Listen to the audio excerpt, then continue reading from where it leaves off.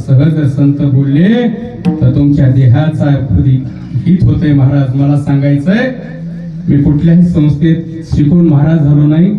हे मुलं 20-20 वर्ष झालं संस्थेमध्ये आहेत. 20-20 वर्ष झालं अनेक ते विद्यार्थी आहेत. आयुष्यभर माणूस विद्यार्थी असतो ह्या परमार्थात महाराज. पण एक लक्षात घ्या, संतांचा जर निस्ता उपदेश केला तर आपलं हित होतंय. पण महाराज मला सांगायचंय, मी गेल्या वेळेस भगवान बाबाच्या पुण्यतिथीशी आलो पण सांगितलं नाही.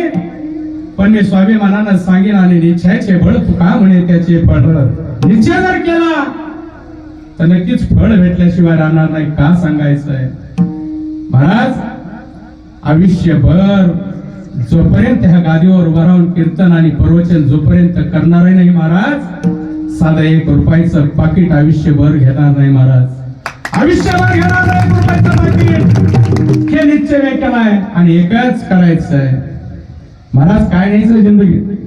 काय नेणार आहे? ध्येय काळाचे, धन कुबीराचे, तेथे मनुष्याचे काय आहे?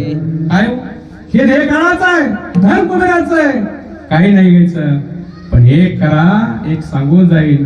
देवाला एकच मागणं आणि आजही मागतो आणि बऱ्याच वेळेस म्हणतो.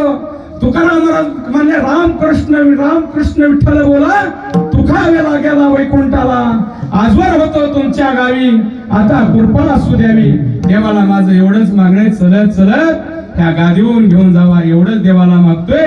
लोक धन दौलत मागत असतील, काही असू द्या, पण ह्या गावामध्ये सेवा करण्याचं काम, मला ह्या सेवा देण्याचं काम तुमच्या गावातल्या सर्व ग्रामदैवताच्या मनात आलं. म्हणून वाटणं विचार केला, आपण वैष्णवा संगत घेतला असता, वैष्णवा संगती सुख वाटे. पण विचार केला महाराज घ्या, आहे देवाचे मना तेथे कुणाचे चालेना. एवढ्या महात्म्याच्या पावन भूमी, त्यांच्या चरण स्पर्शानं पावन झालेल्या भूमीमध्ये माझ्यासारख्या पामारला ह्या सत्यामध्ये सेवा भेटती. आणि मग लक्षात आलं ते निमित्त आहे, पण करणारा राहणार तो परमेश्वर आहे. निमित्ताचा धनी केला असे प्राणी, माझे माझे म्हणून वाया गेला, व्यर्थ गेला. महाराज मला सांगायचं, ह्या देवाच्या मनात आलं, ह्या देवाच्या मनात आलं ना महाराज. अरे श्रीमंताला भिकारी करतो आणि भिकारीला श्रीमंत करतो.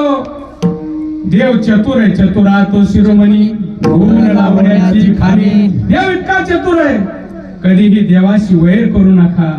कधीही देवाची भक्ती करत असताना पोटात येत आणि होटात येथून कधीही भक्ती करायची नाही. करायची, बोलायचं तर भीमीच्या डेटापासून बोलायचं, पण पोटात कपट ठेवून कधीही बोलायचं नाही महाराज. एक लक्षात घ्या. आणि एक मी सांगून जाईल तुम्हाला सर्वांना माहिती, देवाचं रानू मंडल नावाची तुम्हाला एक रेल्वे स्टेशनवर भीक मागणारी रानू मंडल होती. आठाने रोज मागायची आणि ती उदरनिर्वाह करायची. पण तिच्या मनामध्ये किंवा तिच्या देहामध्ये, कंठामध्ये सरस्वती होती. गाणं म्हणायची, देवाचं नामस्मरण करायची, कवाल्या म्हणायची, गाणे गायची. आणि तिच्या गाण्यामध्ये तिला एक दिवशी देवाला म्हणा, देवा तुझा माझा कार्य वैरकार देवा. अरे का दुखाचे डोंगर दाखवायलास मला, कवर मी उपाशी मरू, इळीळ पोट भरत नाही, कोणी पैसे देत नाही. पण ती गाणं म्हणायची. पण एक दिवशी त्या असणाऱ्या एक जणानं त्या ठिकाणी आला महाराज. एक व्यक्ती आला, ते देवाच्या रूपामध्ये आला आणि तिच्या त्या गाण्याची, तिच्या कंठाचा त्याने व्हिडिओ काढला, एक फेसबुकवर ते टाकला. आज महाराष्ट्रात नंबर 1 जी गायन कोकिळा म्हणून ती, म्हणून तर महाराज म्हणतात, आले देवाचे मना तेथे कुणाचे चालेना. हे लक्षात घ्या, देवाच्या मनात आलं. याही पुढे सांगेन सर्वांना कथा भाग माहिती. सुदामा देव कसे होते, सुदामा देव कसे होते, एकदम विश्व दारिद्र्य होती. 8 दिवस